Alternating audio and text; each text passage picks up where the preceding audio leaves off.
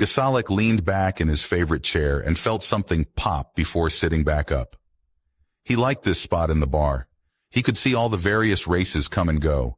Some would even ask for his advice. He was an old spacer, and his knowledge of this sector was vast.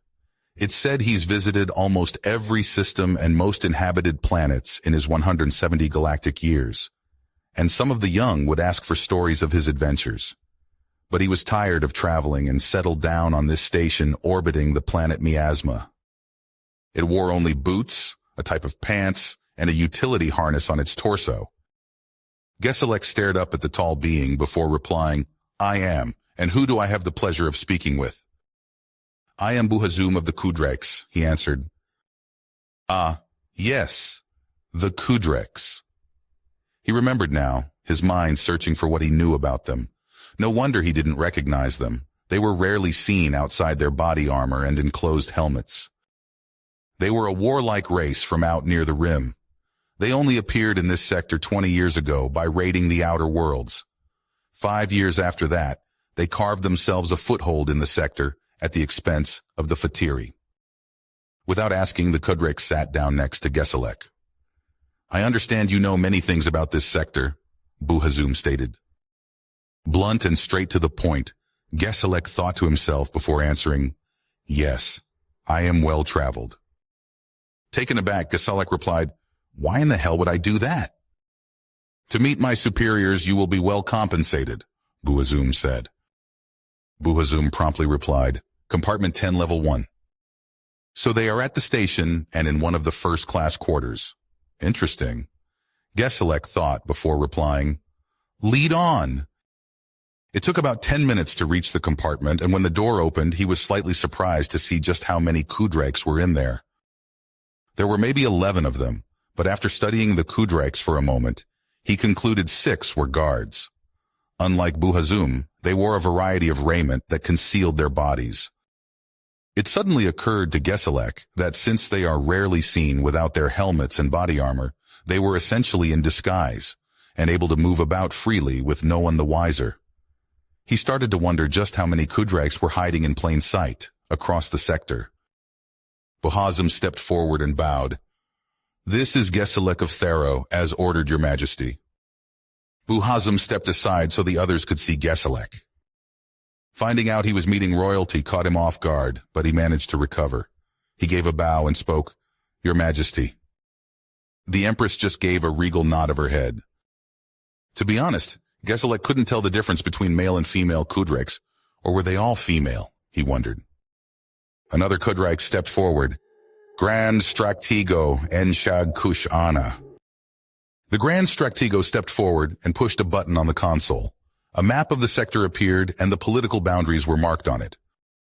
"We are embarking on a new campaign, and we need information about races that might be involved, what their military capabilities are, who their allies are, and which are their most important worlds," he said.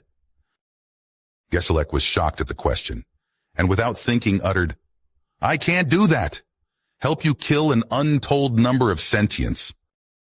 Empress Ship2 nodded to Inubasa, who then stepped forward. "The Empress understands your reluctance and offers a compensation of 2 million galactic credits." Gasalek almost fell over from shock. He could almost buy his own station with that much. Not a big one, but still. After wrestling with his conscience, he agreed to this proposal. Grand Stratego and Shag Kush Ana pointed to an area on the map. "We plan to attack these Hamoons and absorb their territory into our empire. We've heard rumors they do not maintain a large fleet and that they are afraid of war, that they'll negotiate a way out of it." Gasalek stared at them in horror. "You mean to attack the humans, taking care to pronounce it correctly for them?" After Gasalek regained his composure, he said, "No one in their right mind attacks the humans." Grand Stratego N. Shag Kushana laughed. "Why is that? They barely have a dozen systems. We have thousands. What kind of threat could race afraid to fight be to us?" But their hearing was better than he knew. "Who are these Takarzians? How can we contact them?" "You can't. They are extinct in this sector, and they're only rumors of small drifter fleets of survivors, never staying in one place too long." And these humans are responsible? So they beat some minor power, probably only a few planets, and we're supposed to be afraid of them. Grand Stratego and Kush-ana scoffed. Gisalek replied, over 80 galactic years ago, the Takarzians once controlled most of this sector, using his finger to indicate where it was. 138 systems, 600 habitable planets and moons, hundreds more with vast resources to be harvested. For a moment, Gisalek thought he saw doubt on some of their faces, but not being familiar with them, he wasn't sure. Grand Stratego and Kush-ana was not one of them. We are the Kudriks and fear no one, especially a race afraid of war, even if they won one decades ago. Go on with your explanation as to why we shouldn't attack them, the Empress said. All of the Kudriks seemed shocked that she spoke. Your Majesty, this alien is not worthy to hear you speak, Inubasa exclaimed. Grand Stratego and Kush-ana also spoke out. Your Majesty, forgive me, but as Second Empress, you are only here in a ceremonial role. With a glare, the Empress addressed them both. That is usually so, but I feel this is important enough for the Emperor to hear all of it, and not just selected tidbits. She addressed the Stratego directly. Would you like me to contact my husband, the Emperor, and see how he responds to my break-in ceremony, especially after I tell him how you are ignoring the Theron's warning? Both of the Kudriks acquiesced to the Empress. Looking back towards Gisalek, please continue, she ordered. I had a human friend long ago that once explained it to me. The humans were new to the galactic community and had just started to expand out of their home system. And when the Takarzians found out just how much time passed between the humans' first steps into space and how it took almost 2 centuries to leave their home system, they assumed they weren't very smart either. I found out from my friend later that it took them so long to leave their cradle because they had been warring amongst themselves almost the entire time. Gisalek stressed.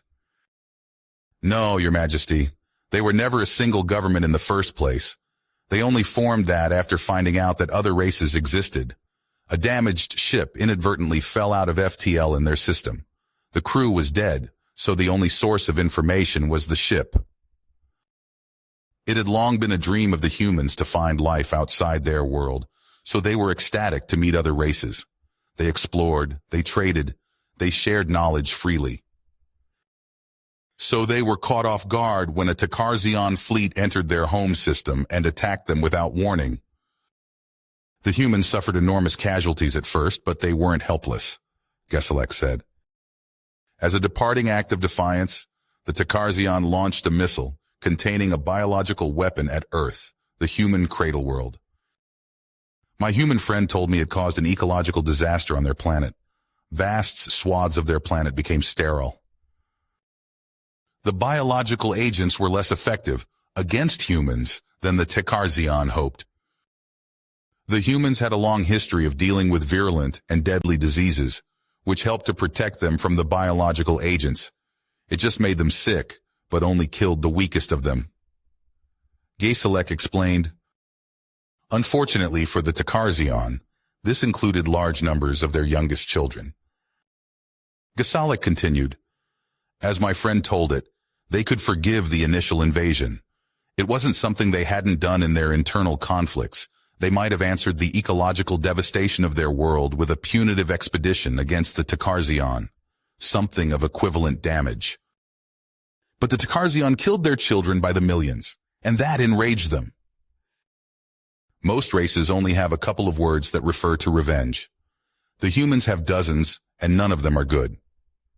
Gisalek explained, vendetta, revenge, a reckoning, retribution, reprisals, retaliation, vengeance, eye for an eye, vindictive, and others.